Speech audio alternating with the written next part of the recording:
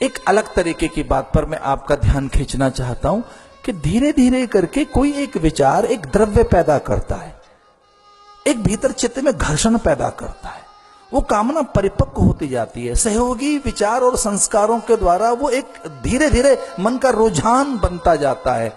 कुछ करते सुनकर कुछ धीरे धीरे अभ्यास बनता जाता है। मन का जो रुझान बना वो स्वभाव बनता चला गया, प्रकृति बनती चली गई। एक निरंतर का कोई अभ्यास, फिर वो एक अध्यास बन गया, फिर वो एक आदत बन गई, फिर धीरे फिर वो ही बन गए हम, धीरे से वो ही बन गए हम।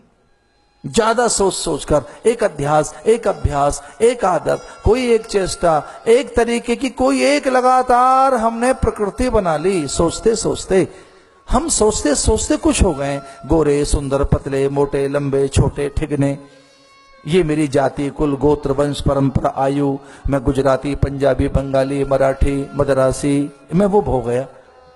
मैं वो जाति से कुल से गोत्र से वंश से परंपरा से रूप से वर्ण से आकृति से विचार से संस्कार से आदत से वो हो गया।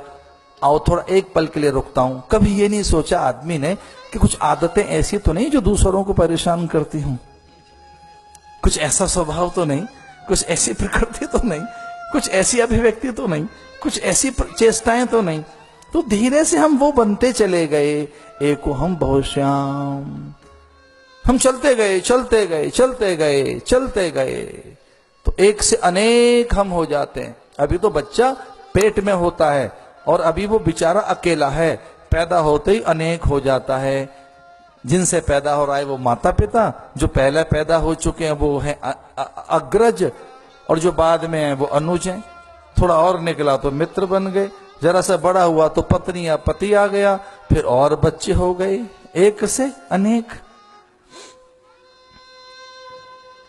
इस संसार का एक नाम और बता रहा हूं, जो संस्कृत में नाम है, जिसे प्राय सन्यासी प्रयोग करते हैं। इस जगत में नानात्व है, नानात्व।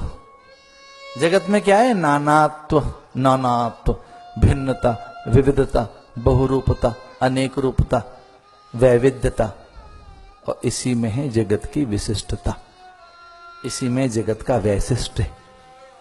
इतनी विविधता है यहां, इतनी विविधता है। तो जैव वैविध्यता, एक से अनेक कितने जीव पैदा हुए। देखो तो सही, जल में, थल में, गगन में कितने जीव हैं। जल से जो बनते हैं, जो पसीने से बन जाते हैं, जो अन्न से बन जाते हैं, और उन्हें तो छोड़ो, जो हमारी अज्ञानता में हम पैदा कर लेते हैं। कुछ कीड़े जो दिमाग में हम पैदा करते हैं, कुछ कीड़े तो रोटी तब जब बासी होती है तब बनते हैं। एक तो हम बासी दिमाग हो जाए तो हम कीड़े पैदा कर लेते हैं।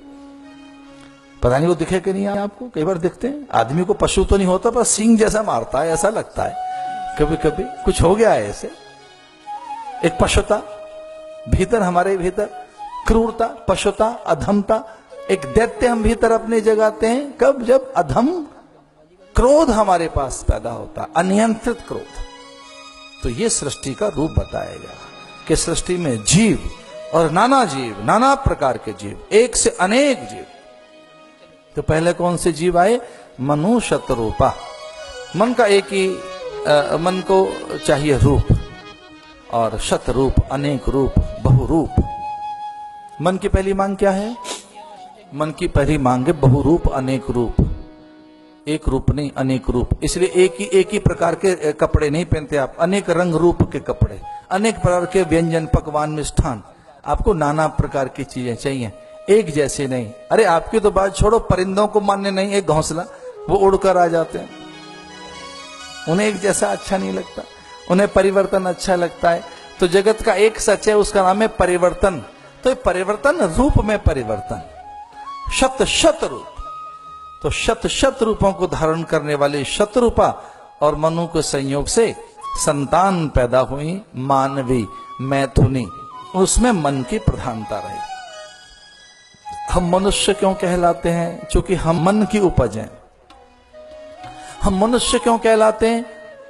हम मनुष्य इसलिए कहलाते हैं, हम मन की उपज हैं। माता पिता के मन में कोई विचार आया और वो विचार साकार हुआ, हम हो गए, हम मन की उपज हैं।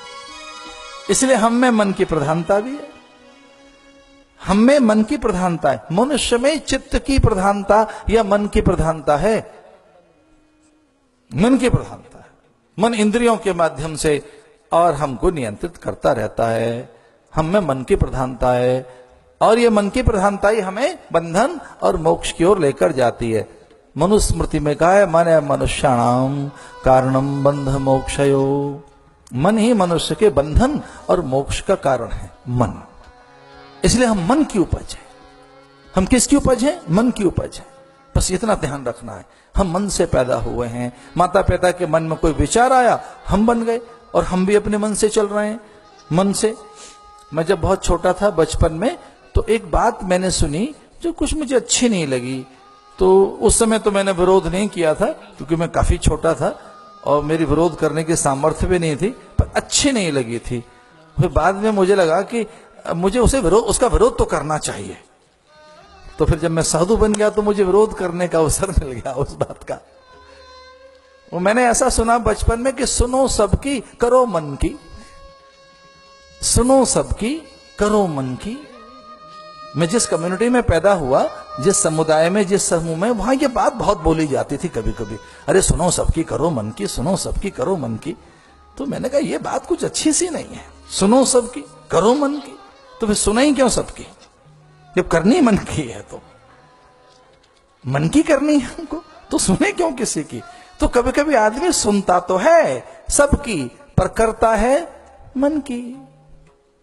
कभी कभी सुनता तो सबके हूं हां करता रहेगा, हाँ पिताजी मैं करूंगा, माताजी करूंगा, सबको कहता है, मित्र को कहता है, पर कई बार धीरे से करता क्या है, जो मन को अच्छा लगता है, करता मन की है।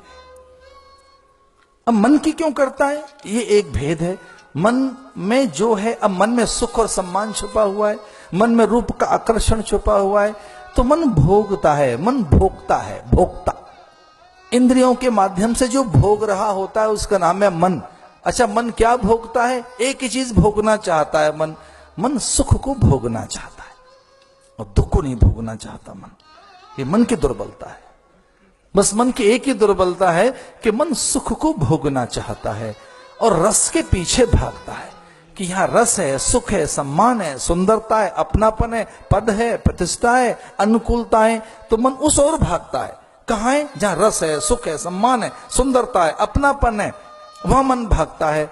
तो मन इतना दुर्बल है कि वो सुखी रहना चाहता है और दुखी नहीं रहना चाहता। तो मन किस ओर भागता रहता है? सुख की ओर। तो वैसी अनुकूलताओं के संचय में वैसे समीकरण बनाता रहेगा, वही चीजें इकट्ठी करता रहेगा, उसी ओर लालायित और प्रेरित रहता है जिस ओर सुख है।